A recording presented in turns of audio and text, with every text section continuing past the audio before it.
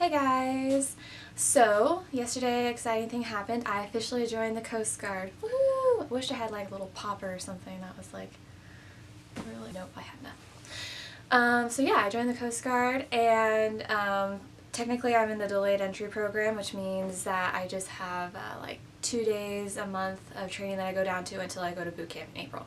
Anyways, I wanted to tell you guys about it because dun dun dun, of course something embarrassing happened while I was there. That's kind of my legacy. Like every single time that something important happens, I manage to muck it up somehow and make it embarrassing, which in retrospect it's always rather funny. Just in the moment it's embarrassing. So long story short, I had just learned how to stand at rest, snap to attention. It was all exciting. There was only me and one other guy getting sworn in.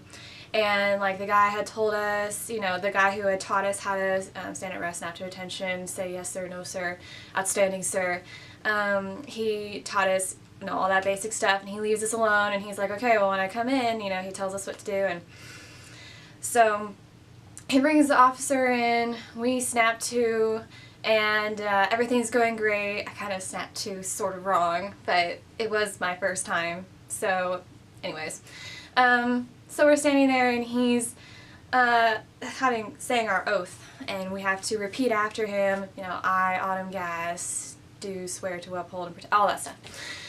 And we're in the process of saying it, and the guy had gone over most of the oath, but of course we hadn't memorized it. We like literally got into the room 5 minutes before, and the officer swearing us in, at one point he said something that neither of us understood, and we both kind of were like,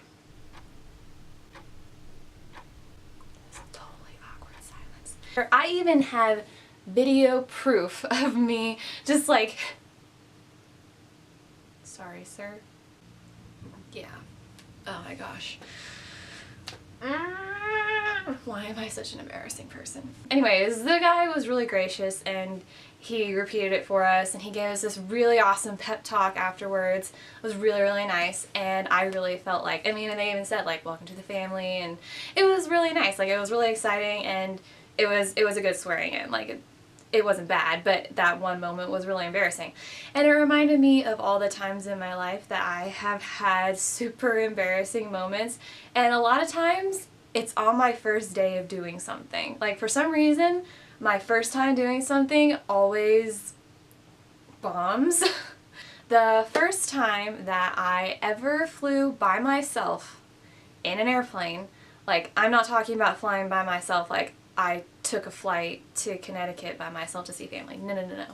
I flew the plane by myself with no one on board with me. It was my first solo flight, and I was just, all that I had to do was take off, make right-hand traffic, and land again. It wasn't a touch and go. I didn't have to do it twice. All I did was just to a full stop. It was just one. Just one.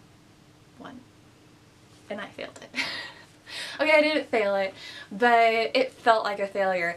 I was so focused on making my, you know, downwind pattern, you know, and having all, you know, all of my instruments perfectly set up, and making sure that I was 70 knots on this and all that stuff, and, you know, I had my degrees of flaps in, and I was so nervous that I did not get permission to turn and enter final. And that's a big deal. All of a sudden over the radio I hear, tower, there's someone on, you know, on my runway. And I was like, crap, that's me. And all of a sudden I hear the person, the air traffic control tower in my ear saying, 3 Yankee Victor, who the heck has permission to land on that runway?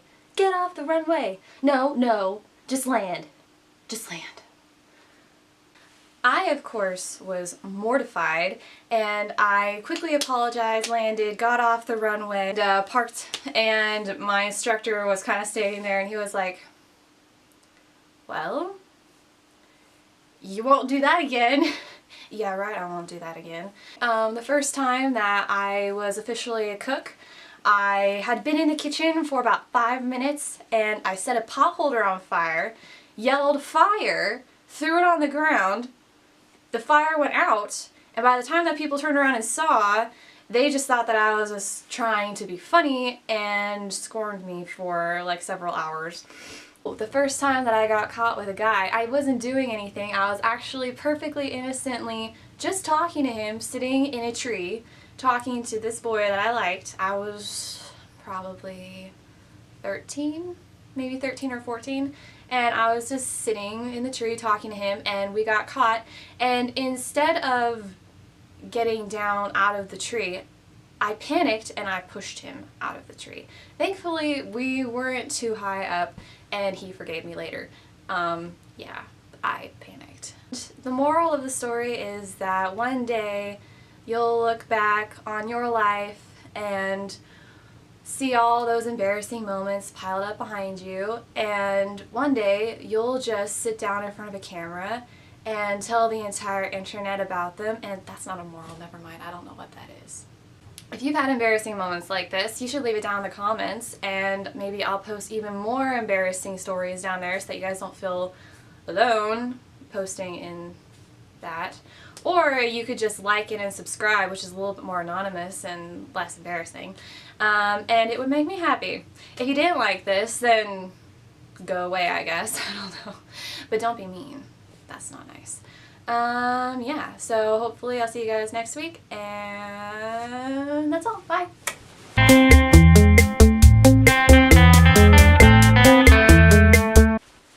Through Yankee Victor, who the heckity heck flippity flap gave you permission to land on that runway? I'm trying to keep it G here, people.